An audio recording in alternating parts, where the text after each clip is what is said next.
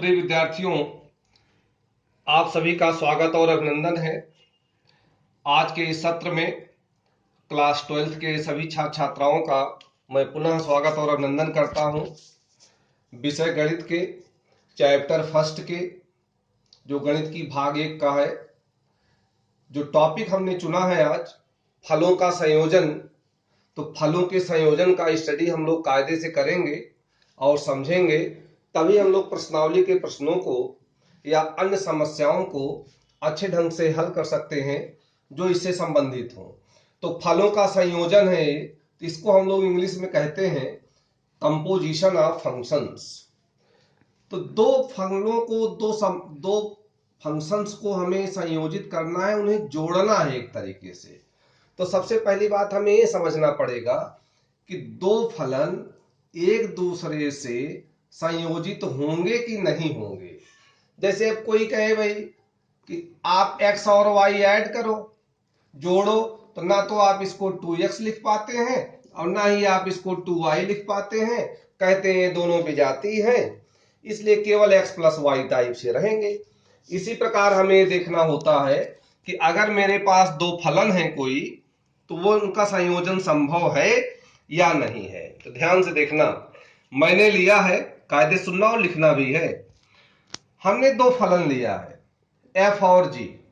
फलन f समुच्चय a से b में है, फलन g समुच्चय b से समुच्चय c में है। क्या f और b का संयोजन संभव है? सुनिएगा, यदि फलन f की सह प्रांत अर्थात b फलन g के प्रांत के बराबर हो तो f और g का संयोजन अस्तित्व में होगा, अन्यथा नहीं। तो पहले फलन की सह प्रांत दूसरे फलन की प्रांत के बराबर हो, तब पहले और दूसरे फलनों का संयोजन संभव है। तो यहां देखें, फलन f की सह प्रांत b है, फलन g की प्रांत b है, अर्थात f की सह प्रांत g की प्रांत के बराबर है।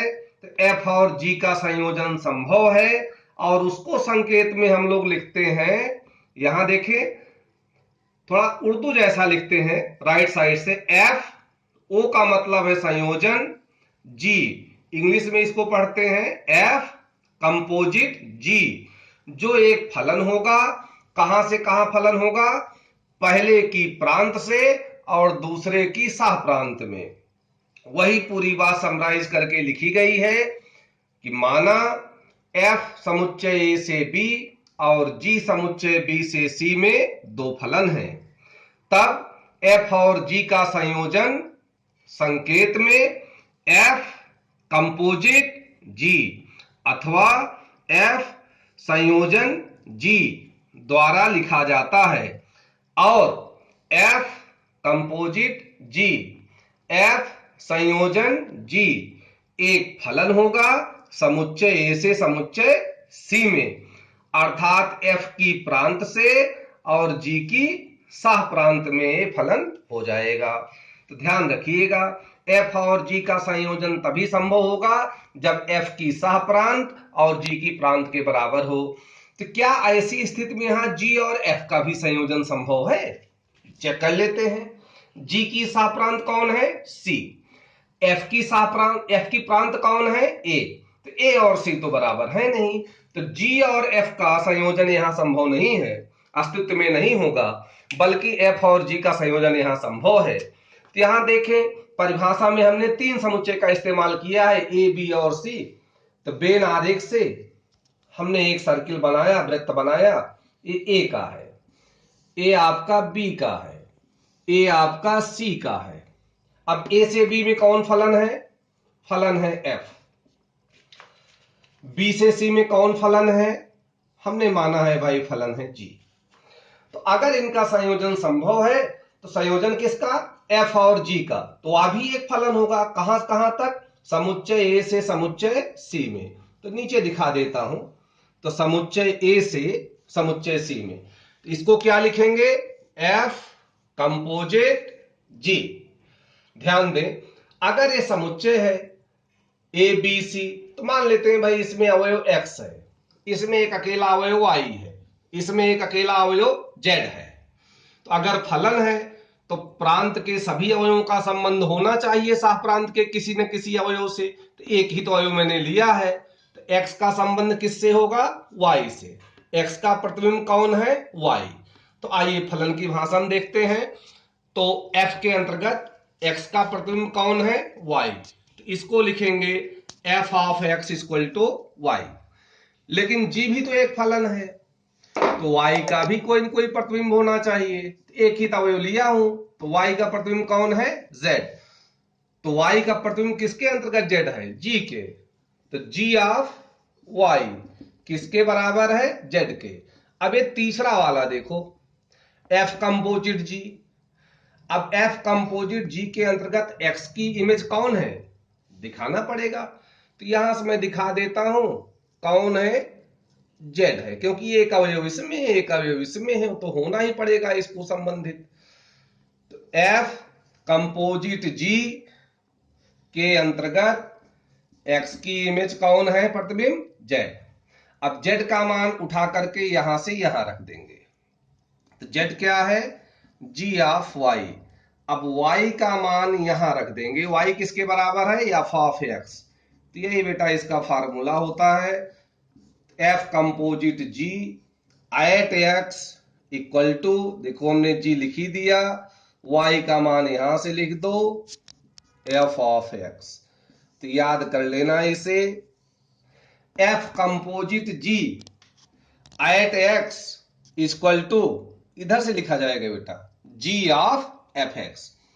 इसी तरह अगर कहीं पर g और f का संयोजन संभव है तो उसे कैसे लिखेंगे? देखें, g composite f at x बराबर यहां से f ऑफ gx। कोई दिक्कत नहीं। तो यदि संभव है तो ऐसे लिखा जाएगा।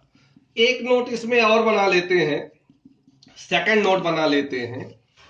ये जरूरी नहीं कि f कंपोजिट g और g कंपोजिट f बराबर हो, इसमें क्रम विनिमय नियम लागू होगा ही नहीं।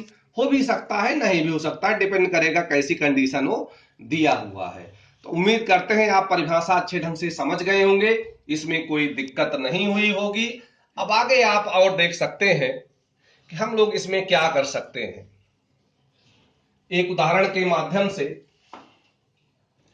जैसे मान लेते हैं कोई फलन है f समुच्चय a से b में, एक फलन है g b से c में। तो f और g का यहाँ संयोजन संभव है क्योंकि f की सह प्रांत g की प्रांत के बराबर है। मान लेते हैं f में जो अवयव हैं 1a और 2b ले लेते हैं। g में a4 b9 है, ऐसा मैंने माना है। तो कोई कहे भाई f कंपोजिट g फलन है तो उसमें कौन होंगे? ध्यान देना, तो यहां लिखा है f और g का संयोजन। तो पहले आप देखेंगे f को, तो एक का संबंध किससे है? a से है। अब g वाले में देखेंगे a का संबंध किससे है? तो यहां है, देखो a का संबंध किससे है? 4 से है। तो 1 का संबंध किससे हो जाएगा? 4 से। अब इसको ले ले, 2 का संबंध किससे है? b से है f में। तो आपको देखना है g में b से शुरू होने वाला कौन है? तो a से शुरू हो रहा है, a हो रहा है। तो 2 का संबंध इसमें b से है, तो यहां b का संबंध किससे है? 9 से है। तो 2 का संबंध किससे हो जाएगा? 9 से। उम्मीद करते हैं कि आप समझ गए होंगे। बाकी हम लोग कल करेंगे, और चैनल को सब्सक्राइब कर लेना जिससे आपको सारी वीडियो मिलती रहे। Thank you.